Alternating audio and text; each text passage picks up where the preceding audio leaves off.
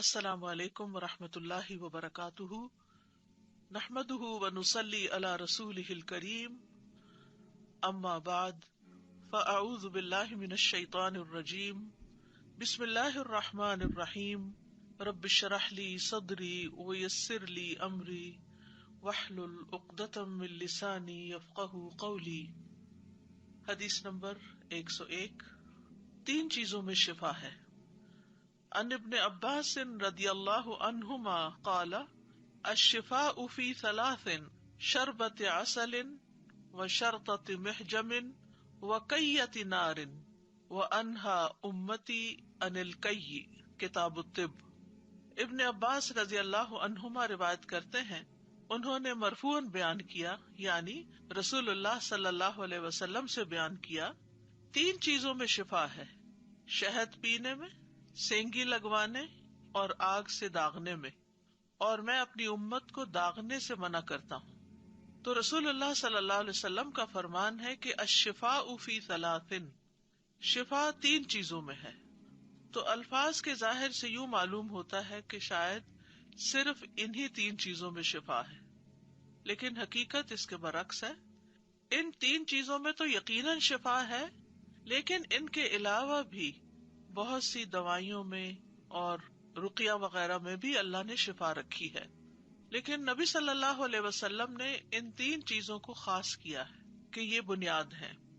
لیکن ان میں بھی یہ یاد رکھنا چاہیے کہ یہ تین چیزیں بھی اگر مزاج کو موافق آئیں اور ایک صحیح کوانٹٹی کے مطابق لی جائیں، صحیح طریقے پر لی جائیں، تو پھر ہی فائدہ ہوتا ہے۔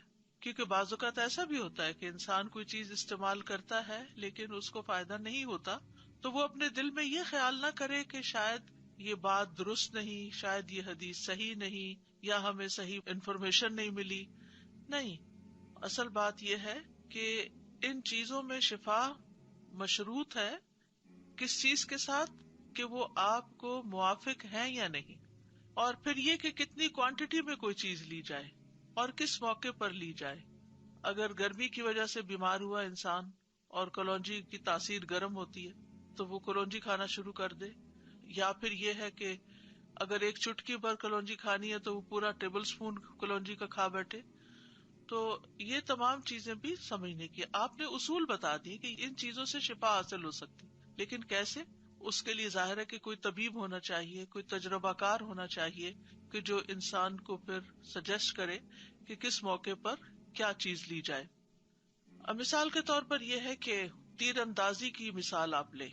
جیسے آپ تیر کو ایک شکار کے جانور پہ چلاتے، تو اب کیا ہوتا ہے کہ تیر سے جانور جو ہے وہ شکار ہو جاتا ہے، لیکن اگر آپ کا تیر اس کو لگا ہی نہیں، خطا ہو گیا، یا پھر وہ صحیح جگہ نہیں جا کے لگا، تو وہ شکار تو بھاگ جائے گا اور تیر آپ کا ضائع چلا جائے گا۔ تو اسی طرح دوا کو بھی آپ ایک تیر کی طرح لیں، اگر وہ صحیح جگہ پر جا کر لگی، صحیح کوانٹٹی میں لگی، تو پھر ہی انشاءاللہ فائدہ ہوگا۔ بعض اوقات یہ وجہ بھی ہوتی ہے کہ انسانی جسم کے اندر کچھ رکاوٹیں ہوتی ہیں، یعنی دوا میں تو کوئی مشکل نہیں، دوا تو دوا ہی ہے، لیکن انسان کا جسم اس کو قبول نہیں کر رہا۔ اب مثلاً آپ نے تجربہ کیا ہوگا کہ ہم ہر روز پانی پیتے ہیں اور ہمارا جسم اس کو ہضم کر لیتا ہے اور اس سے پیاس بجھ جاتی ہے، لیکن یہی اگر کوئی کڈنیز کا مریض ہو تو اس کے لیے یہی پانی جو ہے اس کو ڈائجسٹ کرنا ایک مسئلہ ہوتا ہے، یا اس کا اخراج جسم سے، یا ہیضے کا مریض ہے یا جس کو وامٹنگ وغیرہ ہو رہی ہے، تو اگر آپ اس کو پانی پلانا شروع کر دیں گے تو اس کا جسم اسے قبول نہیں کرے گا، کیونکہ وہ اس کے مزاج کے موافق نہیں آ رہا۔ پھر اسی طرح یہ ہے کہ بعض اوقات بیماری لمبی ہو جاتی ہے، یعنی آپ کو ایک بیماری ہوئی، آپ نے ابتدا میں اس کو نہیں پکڑا، اب وہ جڑ پکڑ گئی۔ تو جب کوئی بیماری جڑ پکڑ جاتی ہے تو اس صورت میں بھی جسم اس بیماری کا عادی ہو جاتا ہے، یا جسم اس بیماری سے کمزور ہو جاتا ہے، اور پھر جسم کے اندر اتنی امیونٹی نہیں رہتی کہ وہ اس بیماری سے فائٹ کر سکے، یا یہ کہ جو دوا انسان کو دی جا رہی ہے وہ اس کو صحیح طور پر فائدہ پہنچا سکے۔ تو اسی لیے ڈاکٹرز یہ نصیحت کرتے ہیں کہ بیمار ہونے پر فوراً علاج کروایا جائے، بلکہ بیمار ہونے سے پہلے احتیاطی تدابیر اختیار کی جائیں۔ اب کورونا سے بچنے کے لیے کتنے بڑے پیمانے پر احتیاطی تدابیر ہو رہی ہیں اور کس کس طریقے سے ہو رہی ہیں، تاکہ بیماری سے دور رہیں۔ اور اگر بیماری شروع ہی ہوئی ہے تو اسی وقت اس کو پکڑ لیں، بیماری کو چھپائے نہیں کہ کوئی یہ نہ کہے کہ اس کو کورونا ہو گیا ہے، اور انسان اگر اس سے غفلت برتے گا تو بیماری بڑھتی چلی جائے گی، اور جب بیماری حد سے بڑھنے لگتی ہے تو پھر کنٹرول کرنا مشکل ہو جاتا ہے اور بعض اوقات زندگی کو بھی خطرہ ہو جاتا ہے۔ تو بیماری کے علاج کے 3 مراحل ہیں۔ پہلا مرحلہ ہے تحفظ کا، پریونشن، یعنی بیماری سے حفظ ما تقدم۔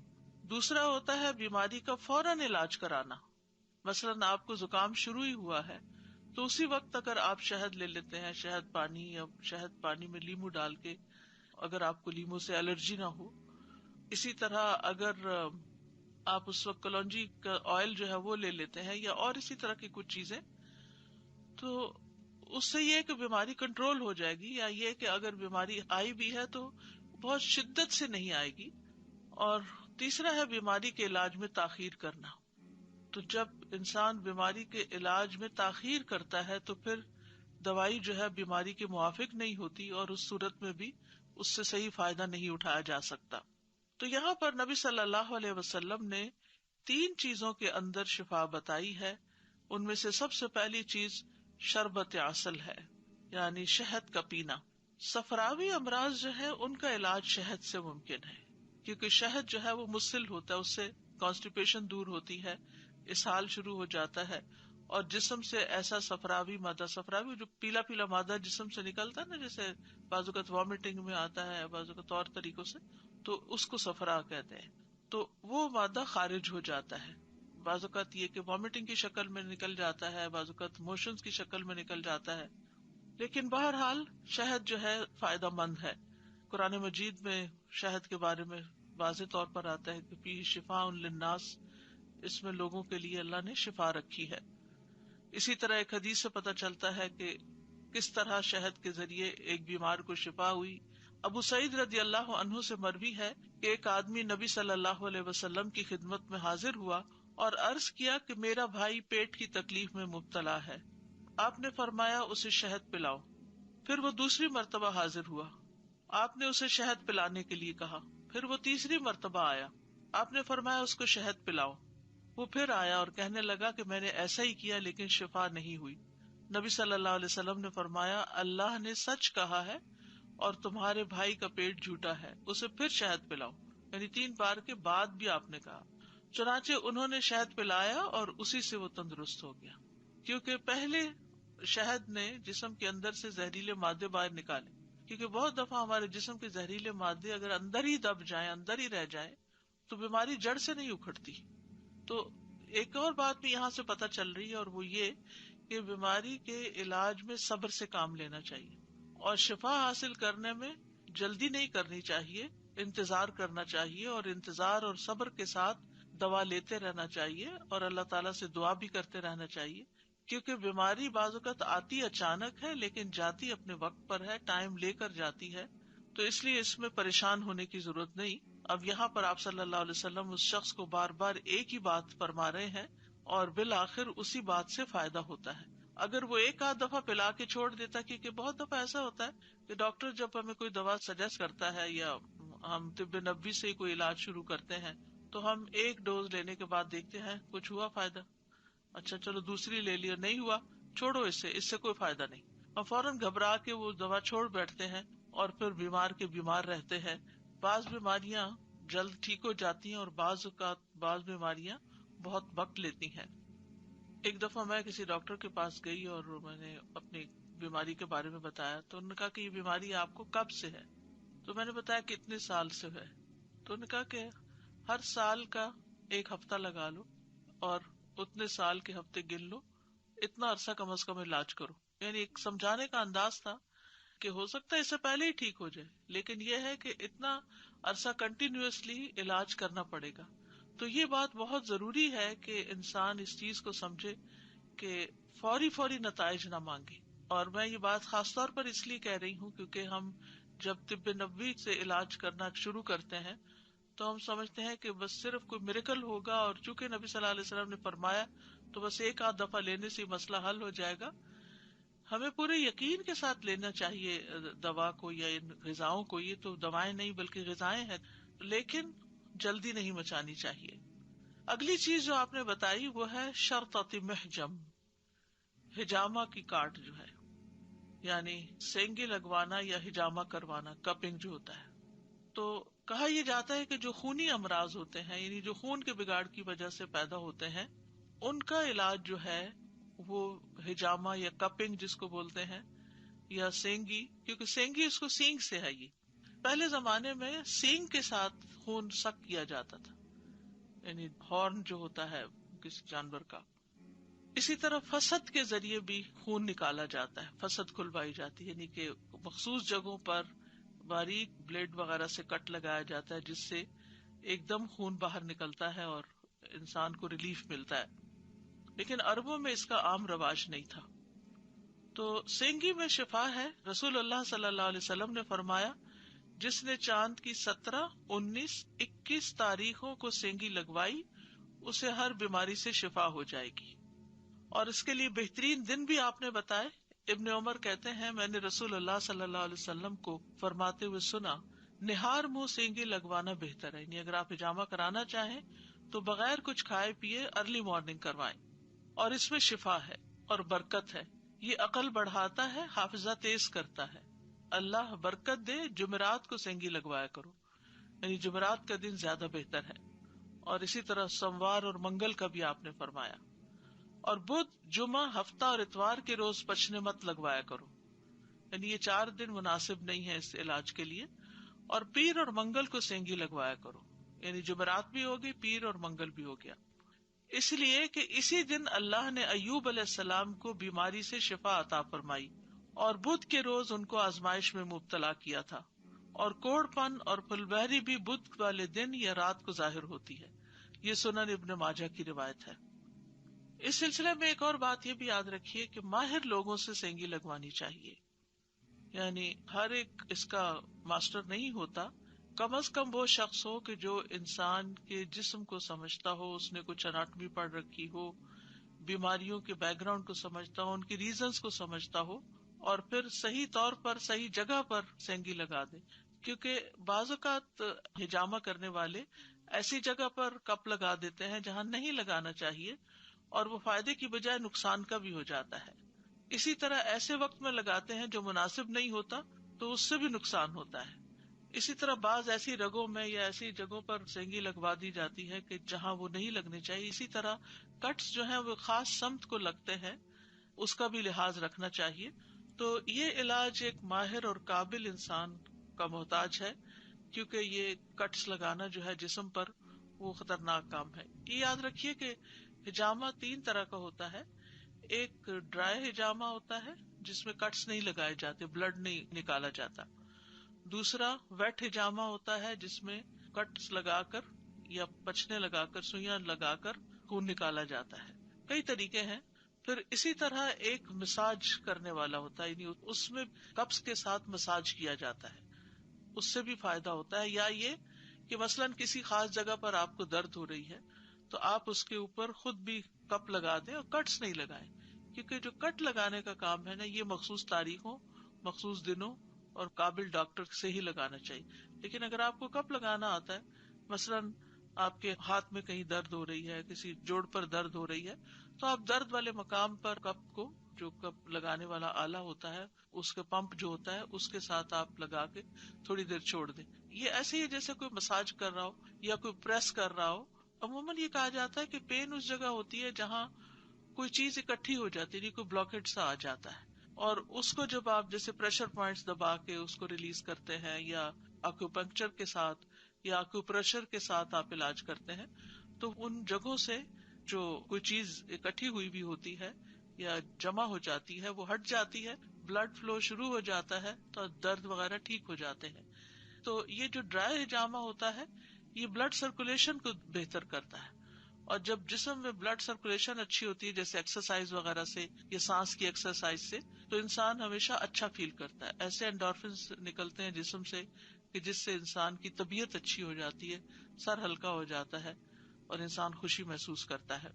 پھر اگلی چیز جو آپ نے بتائی وہ ہے اوقیتن بنارن، یا آگ سے داغنا، لیکن اس کی ممانعت کی گئی ہے.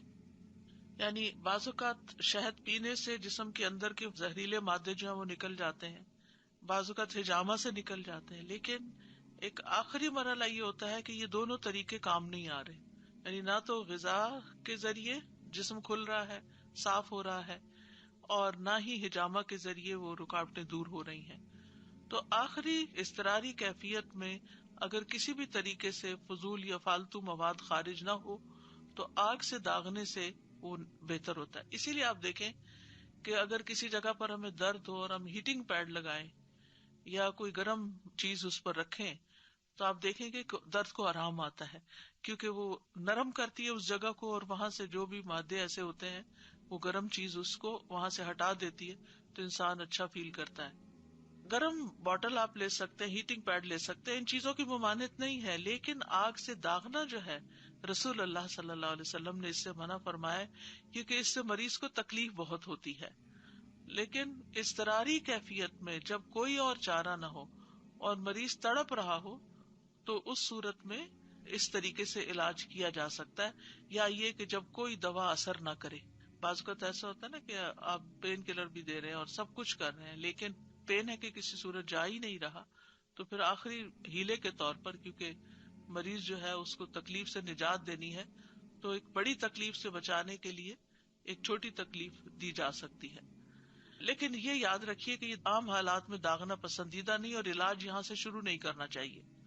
عمران بن حسین رضی اللہ عنہما سے روایت ہے، وہ کہتے ہیں کہ نبی صلی اللہ علیہ وسلم نے داغنے سے منع فرمایا ہے، پس ہم نے داغ لگوائے مگر یہ کامیاب نہ رہے اور نہ ہی مفید ثابت ہوئے، یعنی ابتدا میں ہی لگوا لیے۔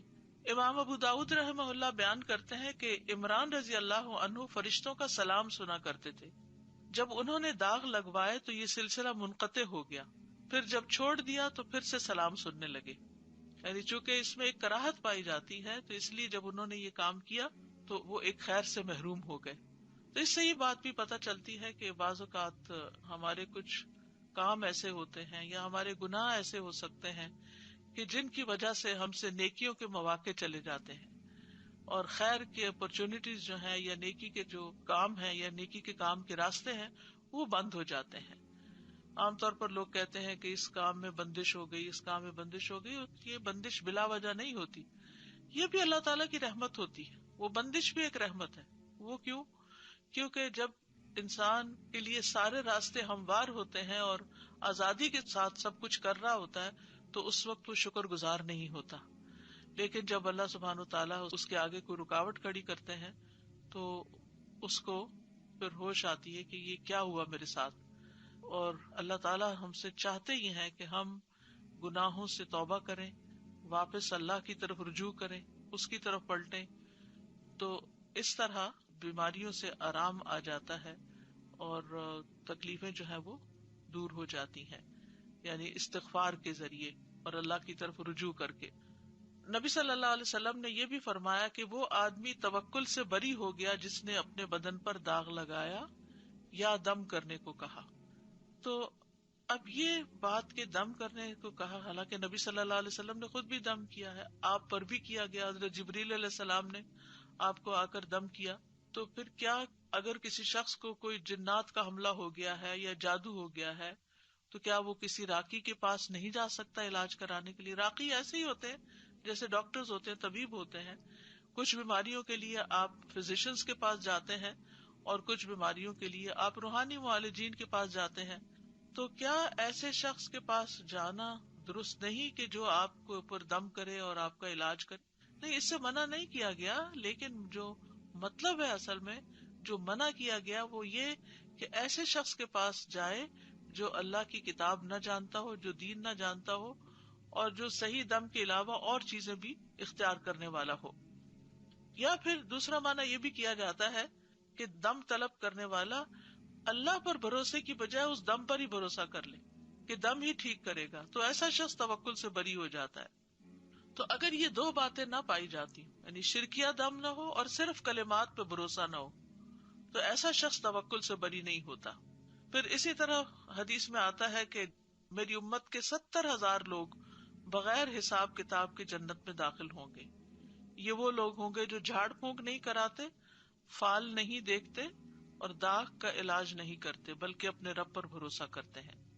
تو اس سے یہ پتہ چلتا ہے کہ اگر کوئی دم طلب نہیں کرتا اور کامل توحید اور اللہ پہ مکمل توکل کرنے والا ہے اور لوگوں سے بے نیاز ہے، تو پھر اللہ تعالیٰ بھی اس کو ہر چیز سے بے نیاز کر کے بغیر حساب کے جنت میں داخل کر دے گا۔ اور دوسرے لوگ جو دوسروں سے دم طلب کریں وہ ان 70,000 کے مجموعے میں داخل نہیں ہوں گے۔ اس کا یہ مطلب نہیں کہ وہ جنت میں نہیں جائیں گے، جنت میں بغیر حساب کے نہیں ہو سکتا کہ حساب کے بعد داخل ہوں، کیونکہ ان کا اللہ پر توکل کم درجے کا ہے۔ کیونکہ دم طلب کرنے میں انسان کسی سے سوال کر رہا ہوتا ہے، کسی کے آگے عاجزی کر رہا ہوتا ہے، کسی کی منت سماجت کر رہا ہوتا ہے اور اس کے آگے محتاجگی کا اظہار کر رہا ہوتا ہے، جبکہ اللہ تعالیٰ کو پسند کیا ہے کہ انسان اپنا سارے کا سارا بھروسہ اللہ پر ہی رکھے۔ تو دم طلب کرنا حرام نہیں ہے، منع نہیں ہے، افضل درجے کے خلاف ہے، بس یہ بات اتنی سی سمجھ آ جائے، افضل کے خلاف ہے۔ نبی صلی اللہ علیہ وسلم نے جعفر بن ابی طالب کے بچوں کی والدہ اسماء بنت امیس سے کہا رضی اللہ عنہا کہ وہ اپنے بچوں کو دم کروائیں، یعنی دم آپ نے کیا بھی، آپ پر بھی کیا گیا اور آپ نے حکم بھی دیا، تو جب ضرورت پیش آ جائے تو اس میں کوئی حرج نہیں۔ اور حدیث کے آخر میں آتا ہے وَأَنَا أَنْهَا أُمَّتِي عَنِ الْكَيِّ، اور میں اپنی امت کو داغنے کے علاج سے منع کرتا ہوں۔ اب سوال یہ پیدا ہوتا ہے کہ اگر اس میں شفا ہے، آپ نے پہلے فرمایا کہ اس میں شفا ہے، پھر فرمایا کہ اس سے میں منع کرتا ہوں، اور پھر یہ بات بھی ہے کہ انتہائی مجبوری کے عالم میں ایسا کرنا چاہیے۔ بعض اوقات یہ ہے کہ داغ لگانے سے تکلیف بڑھ بھی جاتی ہے، جس تکلیف کے لیے داغا جاتا ہے وہ تو کسی حد تک کم ہو جاتی ہے اور ایک اور تکلیف کھڑی ہو جاتی ہے۔ اس لیے آپ صلی اللہ علیہ وسلم نے امت پر شفقت کرتے ہوئے اس سے روکا ہے۔ لیکن جب انسان مجبور ہو جائے اور کوئی اور چارہ ہی نہ ہو تو پھر اس میں کوئی حرج نہیں، اس لیے کہ نبی صلی اللہ علیہ وسلم نے سعد بن معاذ کی بازو کی رگ میں داغ لگایا جو غزوہ خندق میں کٹ گئی تھی اور خون کسی طرح بند ہی نہیں ہو رہا تھا۔